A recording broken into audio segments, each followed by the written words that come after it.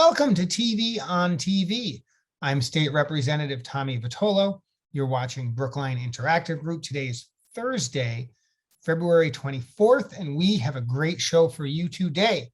We've got an interview with poet Eric Hyett, who just put out his first book of poetry, Aporia, which explores the effects of Alzheimer's disease, in his case, on a loved one.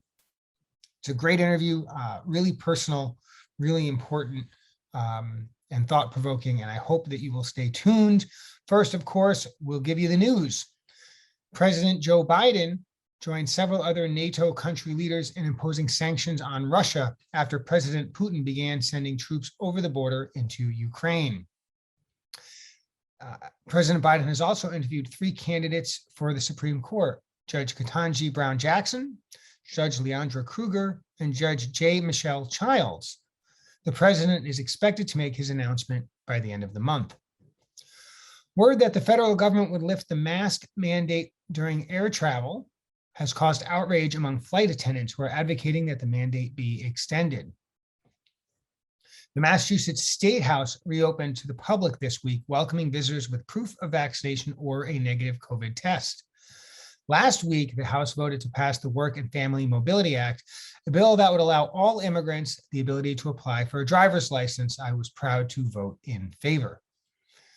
On Friday, a Malden man was arrested at a Brookline gas station for possession of a firearm. He was also found to have an outstanding warrant at the Lynn District Court for credit card fraud and larceny.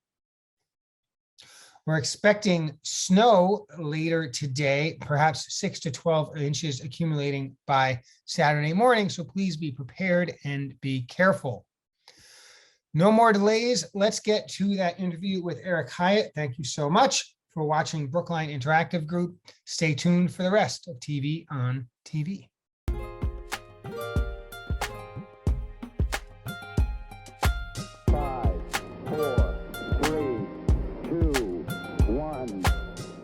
And as promised, today's guest is Eric Hyett, who's a lot of things to a lot of people, including a content creator and participant at Brookline Interactive Group. But today, we're going to talk about Eric Hyett, the author, for the most part.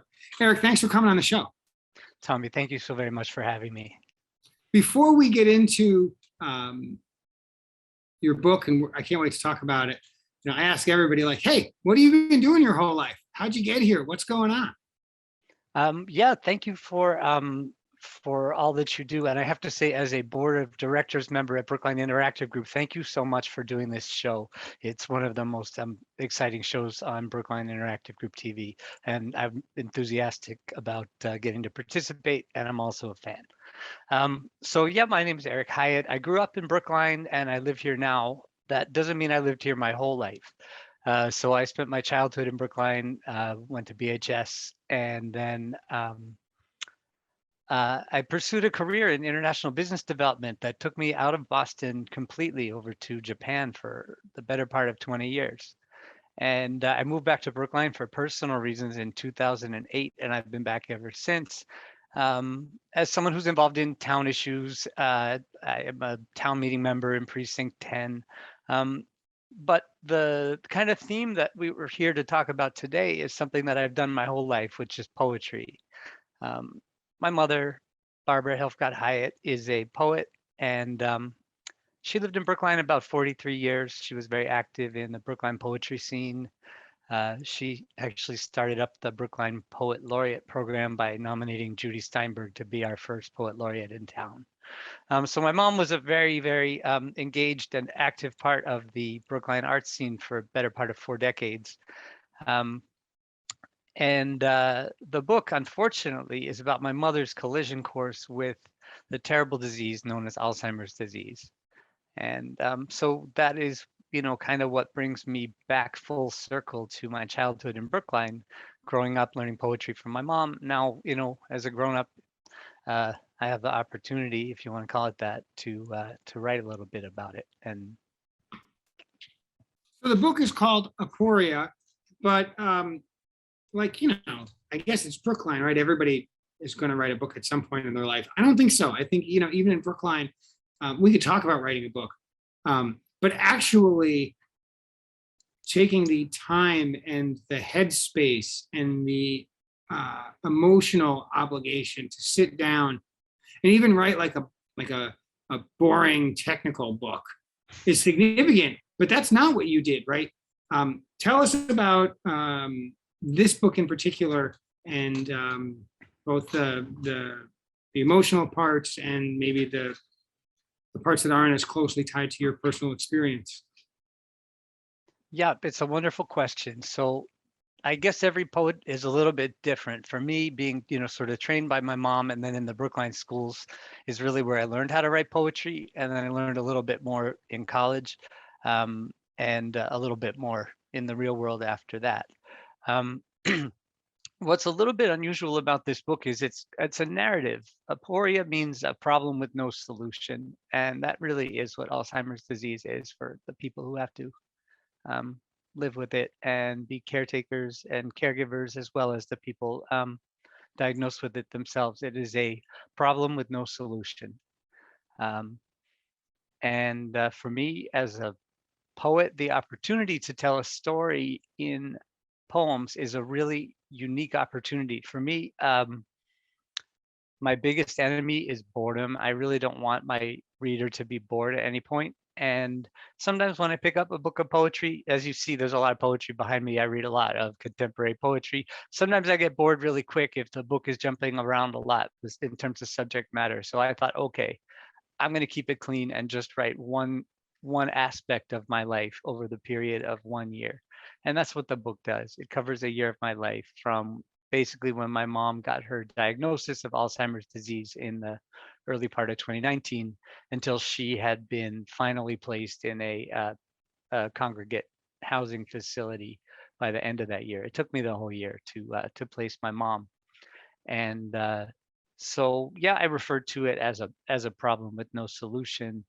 Um, but also I want the book to be something that will be lively, will be engaging, and will cause other people to maybe want to think about writing their own book. So I'm hung on the title. My training is as an engineer. So there's only two kinds of problems with no solution. There are problems that are intractable. We can prove, like, there will never be a solution, right? Like, you just can't do that.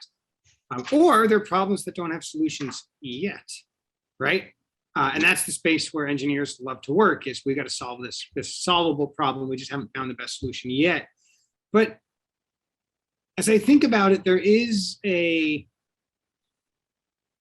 hate to say a poetry, that's ridiculous. There's a philosophical or a meditative idea of, well, it's okay that there are problems that don't have solutions, right? The world isn't necessarily the place where we just go and solve puzzles to completion and then go solve the next one. Maybe there's something else there. And but you're the poet, so, like, what am I talking about? Am I making any sense here? You are, sir. And actually, that engineering mindset of that this is a solvable problem is actually the truth. In the very long term, Earth's scientists and engineers and laboratory workers will together solve Alzheimer's disease. In that sense, it will be a problem no more at some point in the future. And there have been modest developments technologically, but those developments are coming far too late for anybody who has Alzheimer's today. And certainly in my case as a caregiver, that is really a solutionless problem, because the person doesn't want the care to begin with. My mother didn't seek an Alzheimer's diagnosis. Nobody does. So they don't want the care. They don't want the diagnosis to begin with. There's a huge amount of denial around it. And it can create a sense of, like, there is nothing that I can do. Traditionally, Aporia has been used as a rhetorical device. If someone says, what can I possibly do? Or how can I possibly explain? Kind of an appeal to a limitless, bottomless pit of despair type of thing. But I don't view it that way. For me, it's therefore, because there's no solution, therefore, I have some options for how to live my life. And to me, that's been very eye-opening. That's why I wrote this particular book, and that's why I called it that. As I get older I grow more humble. And I like this idea of being at peace with some things can't be changed and some things are going to go a particular way. And your job is not to change it or to fix it, but to find comfort for yourself and others in the reality. And it's not giving up. It's sort of understanding there are places where, an action can drive a result, and there are other places where we can't change this inevitability. So what should we do instead? What have you learned through the experience of becoming a caregiver? And you said Alzheimer's, and I think that so we'll stay with that, and I'll get to my next. I thought of another question. I'm getting ahead of myself. What have you learned from being a caregiver of another person with Alzheimer's? And to be clear, it's not, if it's a life partner, I'm sure it's a very different kind of a relationship than someone like your mom, right? I mean, it's a very different thing. Yeah, the hardest thing to learn was that I believed that this would be a voyage of logistics. I thought that becoming my mom's caregiver, and when she signed over paperwork to me that made me her durable power of attorney, which means I get to make all the decisions for my mom from here on out, I thought that I was on a logistical journey of, I need to find her the right facility. Need to find her the right meds. This doctor will help her. This nurse practitioner will be helpful to my mom. I thought it was about those things. And of course, all those things are the part of being a caregiver, but that's not really what the task is that I feel that I was assigned. The task was about helping somebody accept the unacceptable, helping my mother accept a diagnosis that she certainly didn't want to have, helping myself to accept that my relationship with my mom is permanently changed now. I mean, I say in the book that I'm the parent now, and it's a hard thing to have to realize, is to, become the parent to someone who has been my parent for my whole life too. It's not that my mom is no longer my parent. Of course she is, but she can't help me the way she used to. She can't help me in the day-to-day decisions of my life. And so her parenting is limited to a historical role. And of course, when we see each other, it feels great. But in terms of who has to make the parental type decision, that would be me. And there's a lot of them that come up. That's the other thing, is I thought that once I had placed my mother, she'd be pretty much on a stable glide path, but I don't think that's how it works with dementia. And I don't think that's how it works with all kinds of long-term illnesses. There's other aporias out there. Cancer can be an aporia, depending on the type, and family relationships can fall into that category too. So when someone has an intractable problem, as you called it, I like that way of thinking.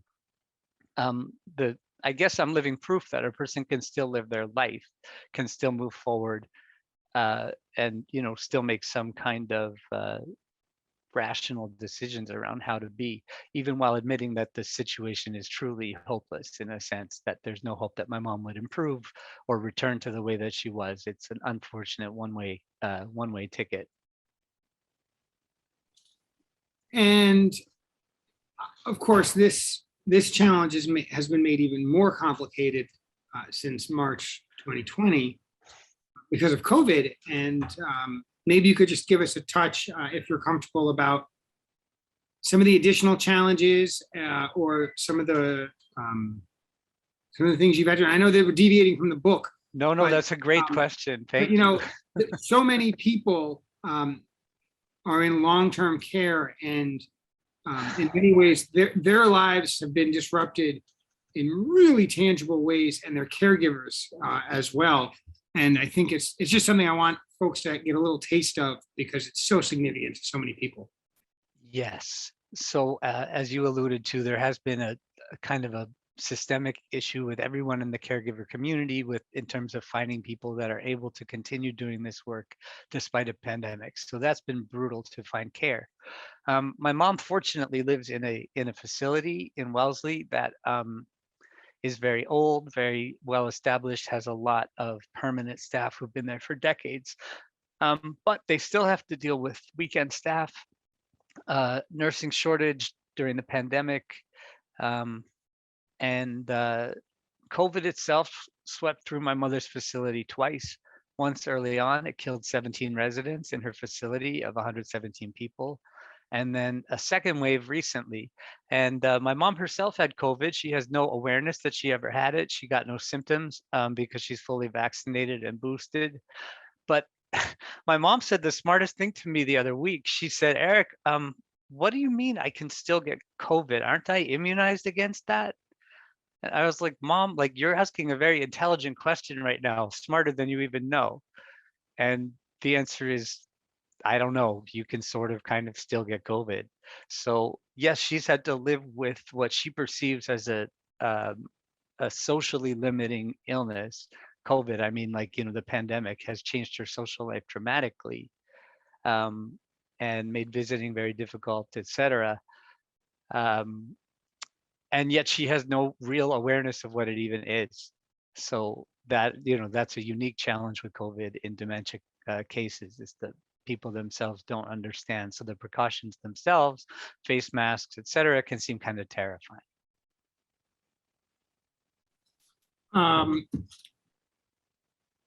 I want to sort of get back to the book a little bit. There must have been some surprises along this journey that make their way into the poetry itself. So without like ruining the book, no spoilers, give us a little sense. The surprise is my mother herself. The fact that she used her intellect and her charm and her people skills to hide this fact of having dementia, which she obviously knew and I knew. She was able to hide it from the world for almost 4 years. And to perform at a very high level, she was still able to work and teach and do a lot of things. But of course, that came at a certain price, which is that, she needed to be propped up increasingly much as that goes along. And I think a lot of people in dementia cases have that sense that it's very hard to manage the handoff to the next family member who's going to look after you, or whoever it is that's going to be caring for you. It's hard to take that step back willingly. So yeah, my mom, in her case, she had a concussion and a fall, so it was kind of dramatic enough to make it crystal clear to everybody that she couldn't live independently anymore. But what was shocking is how long she had been doing it up to that point, and how well she had been convincing everyone in the world but me that this was the case. And the only reason she didn't convince me is just because how close we are, and because I was the person helping her to succeed. So my grandmother eventually was sort of overcome with dementia, and she was living alone in a house, in a single family house, and she had her daughter was the next town over, so she had regular contact, but she was living alone. And my father had noticed like more dings and scratches on her car, not like gouges, but just like little dings and scratches, and like a lot of them. But she lived in sort of the suburbs of New York, and like there was no other way to travel, like just nothing, right? And so, the question was like what to do about it, and everyone was sort of struggling. And one day, my mother's sister, my grandmother's daughter, my father's sister, excuse me, got a call from the police and said, like, ma'am, do you know Leona Vitolo? She, of course, that's my mother. Well, she's on the side of the road in this town, which is like 40 miles away. And she's parked. She's perfectly safe. We found her that way, and we approached the car and talked with her. And she doesn't have any idea where she was going or where she is or why she's there. She's perfectly safe, but we're concerned. And so, of course, it was like, my Aunt Margaret went out and picked her up, and her and her three brothers like have to try to figure out what to do. And what my father came up with the immediate answer, which is hey, Ma, because the police pulled you over, we have to take you to go take your driver's test again. So let's go take your driver's test. And like, she knew she had been covering, right? And she knew she could never pass a driver's test. She had no way, right? And that was how my parents got the keys away from my father's mother, was just be like, use it as an excuse and just tell her, just outright lie to her. Have to go take your driver's test. And she knew she couldn't pass, so she refused. So I guess I won't drive anymore, right? And that was the beginning of, really shifting her life. And ultimately, she ended up living in a home for people with similar problems, and she had good care, and she was comfortable and peaceful. But it was really hard, because not only is it she's losing her independence, but that means everyone else is too, right? And that, I think that's part of your experience. I really appreciate that story. My mom's car features in the book. It features in that experience with me as well. I think everybody has had to handle that issue in a different way. In my case, I was able to finally persuade my mother to stop driving, but I did have to hide her car from her. I rented a parking space for it in Brookline, although my mom was then living in Newton, and she would actually come over to Brookline, find the car, and take it for a ride.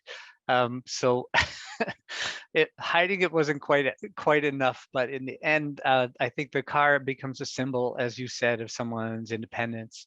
And if it's their only way to get around, then they wouldn't give that up willingly. I think it's clever what you and what your father's siblings were able to do.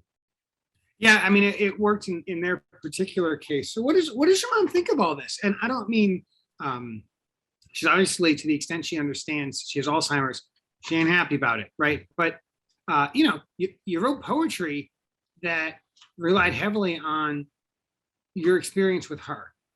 And the good news is she can't sue you, right? Because you would need to agree. That's right. Why would you do that? But obviously, how she feels about this is important. And so can you share with us a little bit about how she feels about all of this? Yeah, so my mom too has had to do the psychic dance that everybody around dementia has to do, where she is very proud of me as a mother, that I wrote a book, and that I became a poet like she is, and was able to organize my work and publish it. At the same time, she is sad to know that she has to be the topic of my first book of poetry. So she keeps it in a drawer by her bed. The book is there. We've read it together a few times, but I think the fact of it is more important to her than the contents of it at this point. And my mother's poetry students are always still asking her for their feedback on poetry. But yes, my mother has stopped writing herself, so I'm what's left. And yeah, if she wants to sue me, she should ask me. I'll sue myself on her behalf if she really feels that way. But no, she's super proud, is the answer. That's great. That's great. We probably have enough time for just one more question. So I wonder, can this book of poetry be part of a way to engage the Alzheimer's community in meaningful conversation? Well, that's what I hope we're doing. And even you and I today got to share a dementia story. When people read the book, they come to me and say, I had a similar experience, or my wife has Alzheimer's, or I have it myself. And it opens up a kind of a sense of shared purpose, shared experience. And also, I hope that I'm bringing people just another potential way to look at things, which is to say, yeah, you've been gifted a solutionless problem.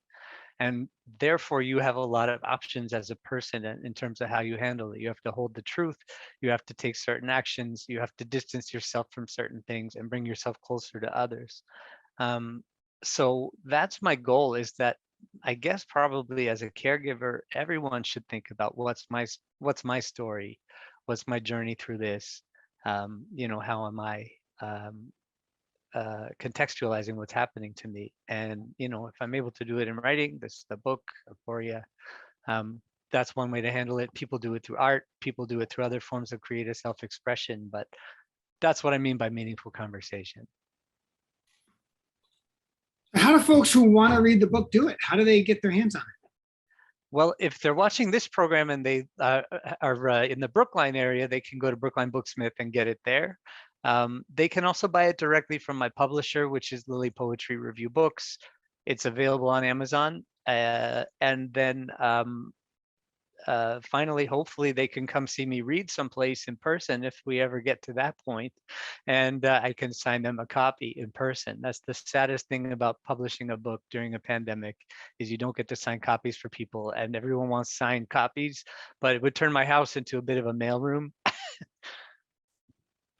Folks, the book is called Aporia. It's a book of poetry exploring a year in Eric Hyett's journey with his mother as she began, or at least continued, in her unsolvable problem of Alzheimer's. And check it out. And thank you, Eric, for coming on the show. And thank you for helping Brookline Interactive Group be the remarkable organization that it is. So remarkable that it's willing to have a guy like me take up a half hour a week. So I'm very grateful for all of your work. Folks, I'm Tommy Vitolo. You've been watching TV on TV, and you've been watching it on Brookline Interactive Group. Eric, thanks so much. Thank you so much, Tommy. Thanks for your support of the arts. We'll talk again soon, and we'll see you next week.